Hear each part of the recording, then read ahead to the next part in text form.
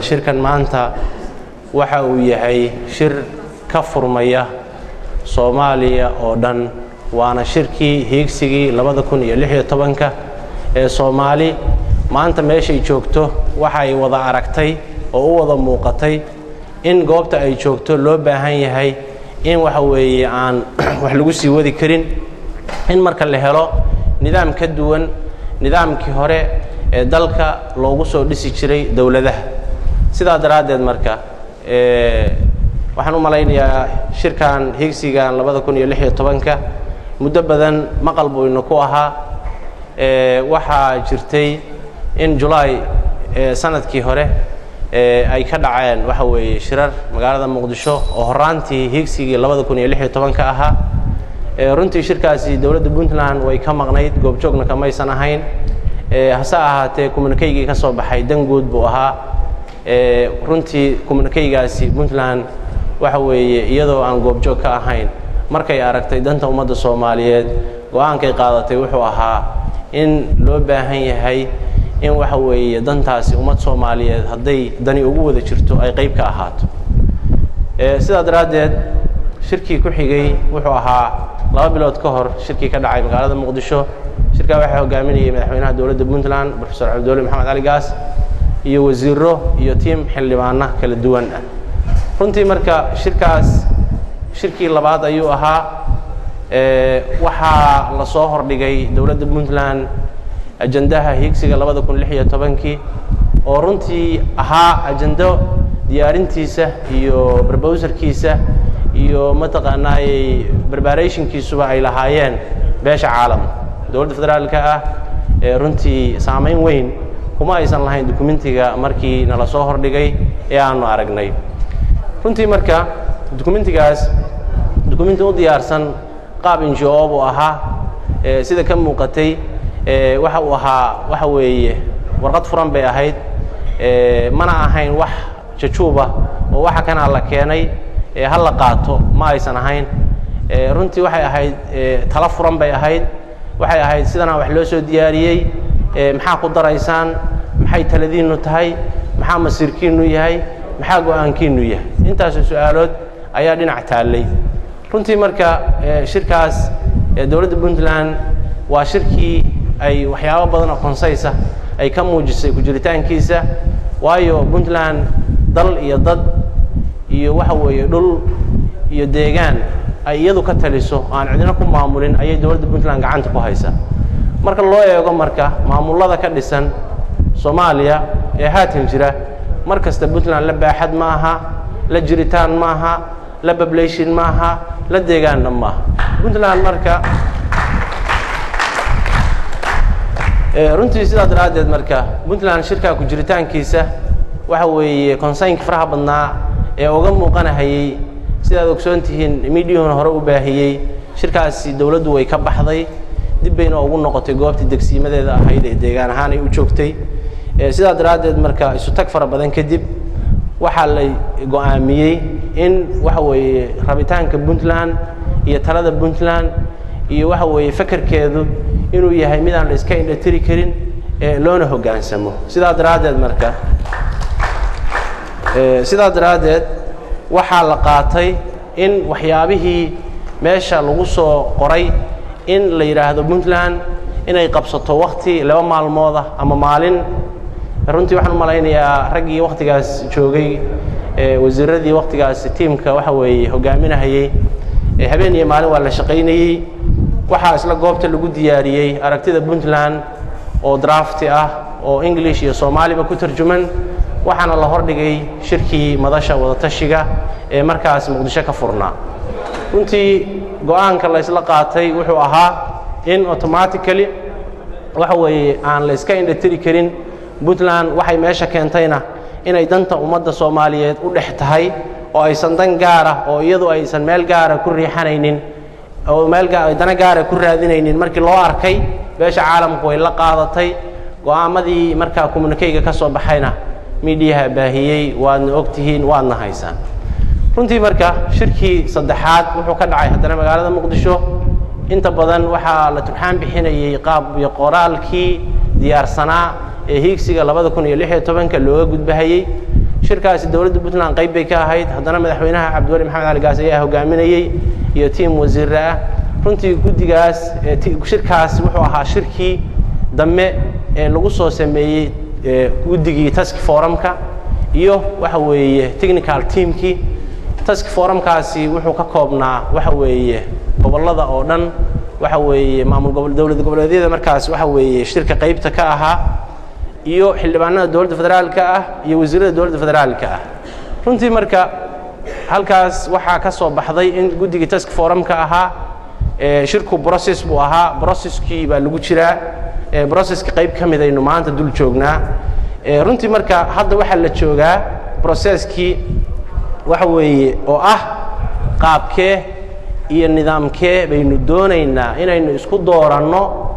waxa weeye 2016 runtii waa wax mataqaanaa talo Puntland markii ay meesha tagtay konseynadii faraha badnaa ay muujisay bay qayb ka ahayd in ummadda wax la weydiiyo taladeedii bayna ahayd maantana mid dhalkeedii waa kan Soomaali waxa weeye inteeda badani maanta waxay u fadhidaa masiirkeeda inaan loo yeerin inaan meel kale laga keenin inay qayb ka ahaato inay iyadu ka tashato wixii go'aan oo ka soo baxana lagu meel maro runtii talaad halkan ku fadhidaan haddaad tihiin ergadii degmada Boosaaso waxaadna tihiin runtii labaantii waxa weeye ama waxgaradkii ama aqoon-yahankii waxa weeye degmadan runtii qaabka la idin soo xulay iyo sida meesha la idinku keenay runtii waxay ka tarjumaysaa inaad maanta waxa weeye masiirkiina iyo taladiina iyo go'aankiina adinku leedihiin ummadda reer Boosaasana ku matalaysaan wixii aad qaadataanna ummadda reer Boosaaso ayay ku gowracan tahay ra'yigeeduna tahay daatada halkan ka soo baxdana waa daato ka mid noqon doonta daato ka soo bixi doonta isla maanta isla berri 6 degmo oo ka tirsan waxa weeye dawladda Puntland shirkaan marka runtii marka shirkii dambe halka hadaan xawaaye idin soo dhaafay shirkan qabsoomistiisa qaab baa uga diyaarsanaa dawladda federaalka ee Soomaaliya qaabkaasi qaab hagardaamo ahaa dawladda Puntlandna ma aqbalin wuxuuna qaab hagardaamo ku ahaa waxa la doonayay in magaalada Garowe kaliya lagu qabto 150 qof oo 150 kaas qof raayigooda iyo taladooda ay ku gowracnaadaan shacbiga reer Puntland oo dhan dhammaan institutionada iyo dhammaan dawladaha waxa weeye maamul goboleedyada ana sidaas la mid ah magaalo madaxyadooda ay mataqaanaa ay sheegayaan inay magaalo madax u yihiin in 150 qof ay ku samayso iyaguna ra'yi ururin nooca kan oo kala daatadaas waxa la doonayay in xamar la geeyo beesha caalamka la hordhigo wixii taladu noqoto laga gabo sidaa daraadeed marka Puntland ma ka gadmaynin in 150 qof kaliya dalkeena baaxadaas leh ee degmooyinka faraha badan leh ee population-ka inta leeg ay ku nool yihiin in 150 qof kaliya inta Garowe ay fariisato taladooda ay Puntland oo dhan ku gowracnaato ama ay la saamin noqoto Galmudug iyo South West iyo Jubaland runtii marka aad iyo aad waxa u noqotay talo go'aankeeda leh Puntland inay qaadato oo ah in 6 degmo oo ka tirsan waxa weeye deegaanka Puntland lagu qabto shirkan oo waxa weeye degmo walba 100 qof ay maanta masiirkii dalkeeda iyo dadkeeda ay u fadhiyaan wixii ka soo baxana daatadaasi la horgeyn doono beesha caalamka go'aanna lagu qaadan doono laguna meel mari doono runtii marka 6 degmo waxa ka mid ah Gaalkacyo Garowe Boosaaso Qardho Baran iyo gobolka Sool oo hadeer waxa weeye gacan kale ku jira oo bayskiisa uu ahaa hadeer in lagu qabto degmada Tukarraq runtii marka dawladdu hawl badan ayay waxa weeye ka soo martay hawlaha kan hadda gacanta lagu hayo caqabado fara badan bay soo mareen maanta meeshay joogto waa maalintii talada iyo go'aanka iyo masiirka ummadda ay adinka gacantiina ku jirtay waa maalin taladiina aan la rabin waxa weeye inay hal meel noqotee inay ra'yi kala duwan noqoto diyaar bay u tahay dawladdu waayo waxa weeye go'aanka iyo talada ummadda iyo meesha wanaagsani waxay ku jiraan ra'yi fara badan oo isu tagay kiisa wanaagsan oo la qaataana wuxuu noqdaa sidii waxa weeye wax lagu hogaamin jiray oo ah meeshii majority la isu raaco inuu cod ku noqdo marka waxaan rabaa inaan idin sheego dowrka dawladda Puntland iyo aragtideeda inaan idin qeexo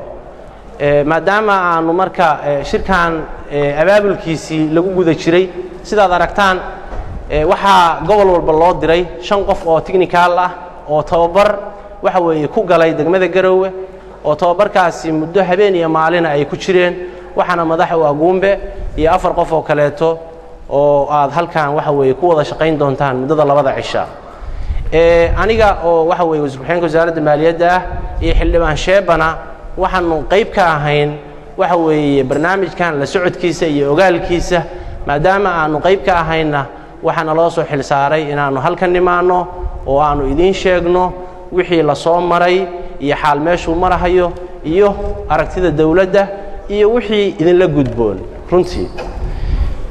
aad baa mahadsantihiin maanta waynu wada joognaa shirkani qabsoomistiisa sida gudoomiyuhu gobolka ku qeexay markii horeba intiina boqolkiinan qof maanta waxa tihiin waxa weeye aqoon-yahankii degmada waxa tihiin waxa weeye runtii dadkii masiirkii degmadan lagu aaminay meel kasta oo ay noqoto in masiirka degmadan lagaga hadlana adinka hormood u ah matali doona waxa la idinku soo xulayna runtii waa soo ajiibista iyo hagarbaxsanaanta aad ku imaanaysaan oo aad wax iskaga oranaysaan waxa weeye muddo 2 cisho ah waqti dheer ma aha baan u malaynayaa in ka badan baynu chance lahayn oo dana badan la qabsanahayay labada bari in masiirka ummadda waxa weeye aad waqtigiina u hurtaan aad baan idinku mahadinayo runtii marka waxaan jeclaan lahaa runtii dawladdu aragtideedu waxay tahay in nidaamka degmooyinka ah ay doorasho ku dhacdo 4 nidaam ama 3 nidaam baa isbarbar socda runtii nidaamkii 4.5 waynu ognahay Soomaali inteeda badani maanta waxay aragtay inay dhibaato tahay inaysan haboonayn in maanta 4.5 ummadda lagu kala qaybiyo cabashaduna runtii hadda mar walba waxay ka imaan jirtay ummadii in la simo oo ummad micnii Ilaahay dhameystiray in qaybna la yiraahdo waa dhameys qaybna la yiraahdo waa 5 horta marka hore waa ilhaano marka xiga waxay tahay qaabka qabiilka ah hor u socod ma laha waynu ka dhareegsanahay xildhibaanada hadda dawladda federaalka 270 xildhibaan maanta waxa weeye tala ma laha go'aan ma laha meel mar ma laha waxa keenayna waa qabiilkii degmo ma matalo dalka ma imaanin waxa laga yaabaa inuu diyaas buray yahay oo dibadda ka yimi goobta qaabku ku soo fariistayna inay dhabarka taabasho ahayd ama isim ama nabadoon inuu saameyntiisa lahaa isaga buu garanayaa maalintuu shaxaada waxa laga yaabaa inuu waxa weeye xawaalada wax ugu diro inuusan cid kale aqoon baa laga yaabaa marka nidaamka degmada waa dareemi karnaa maanta waxaynu leenahay tijaabaynu ku jirnaa Puntland hadaynu nahay annaga hadda waad ogtihiin oo konsalaa ka dhisan wadanka uu ka gedisan yahay markii duqa magaalada degreeta lagu soo magacaabi jiray oo daqnasha jirta aragti baa jirta cabsi baa jirta isla xisaabtan baa jira runtii waxaad ogaan kartaan marka qofku markuu deegaan ku yimaado wax badan oo mataqaanaa uu ka talin karo ama uu ka damqanahay ayaa jirta sidaa daraadeed marka hadday noqoto Puntland xuquuqdeeda marka xagee bay ku jirtaa waa su'aal isweydiin mudan runtii Puntland 22 degmo iyo 4 degmo oo degreetadeedu soo baxday bay leedahay haddii lagu qeexo nidaamkii dawladda Soomaaliya markay burburtay 18 gobol iyo 92 degmo runtii marka waxa soo baxay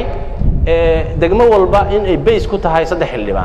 xildhibaan in degmo walba ay base ku tahay 3 xildhibaan ee degmada base-ka ku ah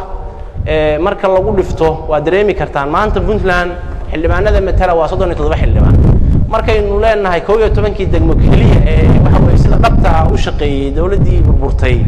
waxaynu helaynaa 26 xildhibaan oo dheeriya marka laga daayo 37 marka 26 xildhibaan oo dheeriya hadaynu helno inaynu qaybsanno ma kari waayeen waxaynu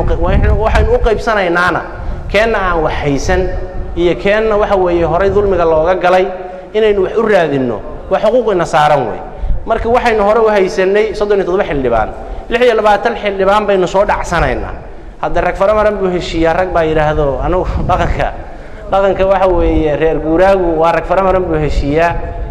runtii marka guuxu kuma salaysmi karo laguma qeexi karo mahmaahdaas waayo marka 26 xildhibaan ay gacanta inoo soo gasho inagu qaabkaynu qaybsan lahayn uma jirta isxukunta haddana wada joogtaynu nahay ma garan waayeen qaabkaynu u qaybsan lahayn aragtida dawladuna waxay tahay oo dhab ah in 26 ka ziyaadada ah la siin doono ciddii maanta aan haysan kursi xildhibaan marka inaynu wax doonanno baynu meeshan u wada fadhinaa wax doonashaduna runtii hadda qof walba aragti gaar u ka yeelan karaa aad baan idin soo dhaweynayaa muddada 2 cisho ee goobtan aad joogtaan ra'yigiinu waa xor qofku waxa weeye dhinacyo badan inay su'aalaha iska weydiisaan dood badan iyo debate samaysaan wixii ummadda dan u samaysaan wax walba qortaan ka fikirtaan oo waxa meeshan la idin keenay